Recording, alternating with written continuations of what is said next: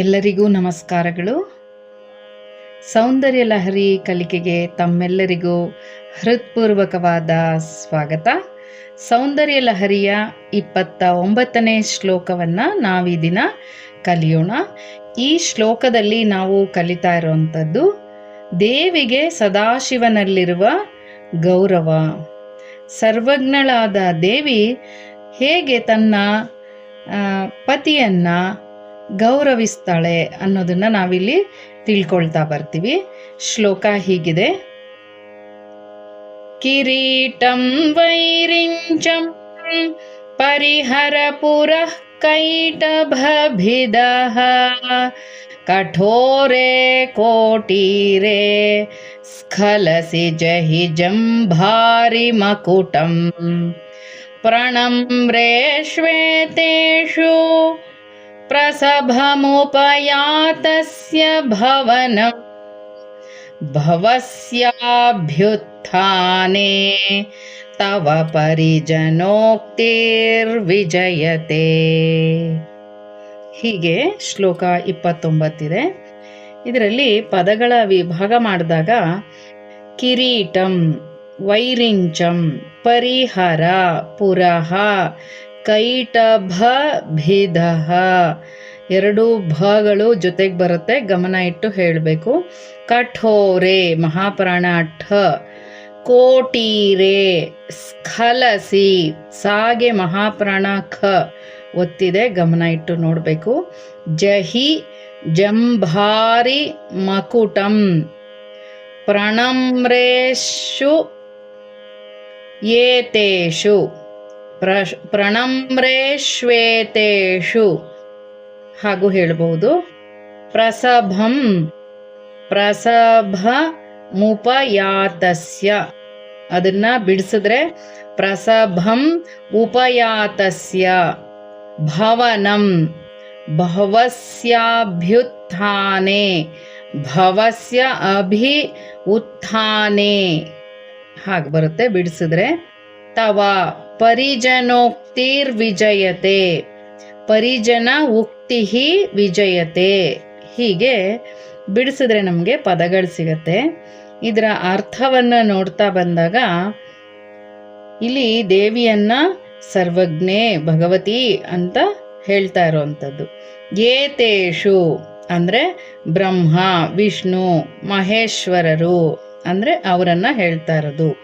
ಪ್ರಣಮ್ರೇಷು ಅಂದರೆ ನಮಸ್ಕಾರ, ಪ್ರಣಾಮವನ್ನ ಮಾಡುವುದು.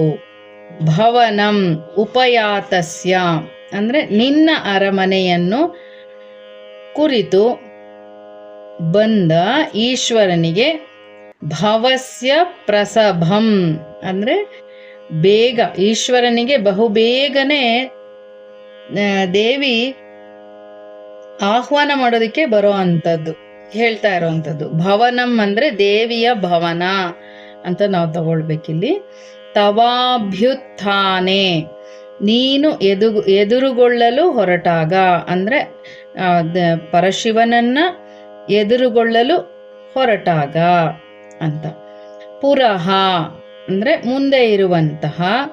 ವೈರಿಂಚಂ, ವೈರಿಂಚಂ ಅಂದರೆ ಬ್ರಹ್ಮನು ಧರಿಸಿರುವ ಕಿರೀಟಂ, ಕಿರೀಟವನ್ನು. ಪರಿಹರ ಅಂದರೆ ದೂರ ಮಾಡು. ಕೈಟಭಭಿದಃ ಅಂದರೆ ಕೈಟಭನನ್ನು ಕೊಂದವನು ಯಾರು?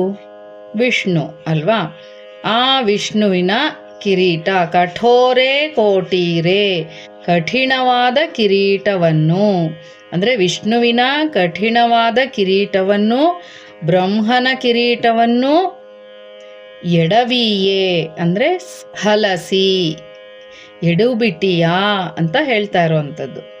ಜಂಭಾರಿ ಮಕುಟಂ ಜಹಿ ಅಂದರೆ ಜಂಬನಿಗೆ ಶತ್ರುವಾದ ಯಾರು? ಇಂದ್ರನ ಕಿರೀಟವನ್ನು ಬಿಡು. ಹೀಗೆ ಈ ಕಿರೀಟಗಳನ್ನು ಎಡವು ಬಿಡ್ತೀಯ ನೀನು. ಆ ಕಡೆ ಈ ಕಡೆ ಎಲ್ಲ ಕಿರೀಟಗಳಿದೆ, ಜೋಪಾನ ಅಂತ ದೇವಿಗೆ ಹೇಳ್ತಾ ಇರುವಂಥದ್ದು. ಹೀಗೆ ಯಾರು ಹೇಳ್ತಾ ಇರೋದು? ಸೇವಕ ಜನರು, ದೇವಿಗೆ ಸೇವಕರು ಇರ್ತಾರಲ್ವ, ಅವರು ಹೇಳ್ತಾ ಇರುವಂಥ ಈ ಮಾತುಗಳಿಗೆ ಪರಿಜನೋಕ್ತಿರ್ ವಿಜಯತೆ ಅಂದರೆ ಮಾತುಗಳಿಗೆ ಜಯವಾಗಲಿ ಅಂತ ಹೇಳ್ತಾ ಇರುವಂಥದ್ದು. ಇದರ ತಾತ್ಪರ್ಯ ಈ ಥರ ಬರುತ್ತೆ. ಬ್ರಹ್ಮ ವಿಷ್ಣು ಮಹೇಂದ್ರರು ನಿನಗೆ ನಮಸ್ಕಾರ ಮಾಡುತ್ತಿದ್ದ ಸಮಯದಲ್ಲಿ ಪತಿಯಾದ ಮಹೇಶ್ವರನು ಬರುತ್ತಿರೋದನ್ನ ತಿಳ್ಕೊಂಡು ಪತಿಯನ್ನ ಸ್ವಾಗತ ಮಾಡೋದಕ್ಕೆ ಸಡಗರದಿಂದ ಎದ್ದು ಹೊರಟಾಗ ಆ ಪರಿಜನರು ದೇವಿಗೆ ಹೇಳ್ತಾ ಇರುವಂಥದ್ದು, ನಿನ್ನ ಕಾಲ ಬಳಿ ನಮಿಸುತ್ತಿರುವ ಬ್ರಹ್ಮನ ಕಿರೀಟವಿದೆ, ಅದನ್ನ ಪಕ್ಕಕ್ಕೆ ಸರಿಸು. ಇನ್ನೊಂದು ಭಾಗದಲ್ಲಿ ವಿಷ್ಣುವಿನ ಕಠಿಣವಾದ ಕಿರೀಟವಿದೆ, ಅದನ್ನ ಎಡು ಬಿಟ್ಟಿಯಾ, ನೋಡ್ಕೊಂಡು ಸಾಗು, ಮುಂದೆ ಸಾಗು. ಇನ್ನು ಕಾಲ ಬಳಿಯ ದೇವೇಂದ್ರನ ಕಿರೀಟವಿದೆ, ಅದನ್ನು ದಾಟಿಕೊಂಡು ಹೋಗು ಇತ್ಯಾದಿಯಾಗಿ ದೇವಿಯನ್ನ ಅವರು ಕೇಳ್ಕೊಳ್ತಾ ಇರುವಂತಹ ಈ ನುಡಿಗಳು ನಿಜವಾಗ್ಲೂ ಸರ್ವಾತಿಶಯವಾಗಿದೆ, ಅತಿಶಯವಾಗಿಯೇ ಕಾಣುತ್ತೆ ನಮಗೆ ಅಂತ ಹೇಳ್ತಾ ಇರೋವಂಥದ್ದು. ಇಲ್ಲಿ ದೇವಿಗೆ ತನ್ನ ಪರಿಚಾರಿಕೆಯರು ಹೇಳ್ತಾ ಇರೋವಂಥದ್ದು, ಶಿವನನ್ನು ಒಳಗೆ ಬಿಡದೇನೆ ದೇವಾದಿದೇವತೆಗಳ ಮಾತನ್ನು ಆಲಿಸಿ ಸಲಹೆ ಕೊಡುತ್ತಿರುತ್ತಾಳೆ. ಆಗ ಶಿವನನ್ನು ಒಳಗೆ ಹೋಗಬಾರದು ಅಂತ ಹೇಳಿದಾಗ ಪಾರ್ವತಿ ಪತಿಯನ್ನ ನೋಡೋದಿಕ್ಕೆ ಬಾಗಿಲಿಗೆ ಬರ್ತಾಳೆ. ಆ ಸಮಯದಲ್ಲಿ ಆ ಪರಿಚಾರಿಕೆಯರು ಈ ಮಾತನ್ನ ಹೇಳ್ತಾರೆ ಅಂತ ಹೇಳ್ತಾ ಇರೋವಂಥದ್ದನ್ನ ನಾವು ಈ ಶ್ಲೋಕದಲ್ಲಿ ತಿಳ್ಕೊಳ್ಬಹುದು. ಮಧುಕೈಟಭರ ವಿಚಾರ ನಮಗೆ ದೇವಿ ಭಾಗವತದಲ್ಲಿ ಸಿಗತ್ತೆ. ಅವರನ್ನ ಕೊಂದವನು ವಿಷ್ಣು.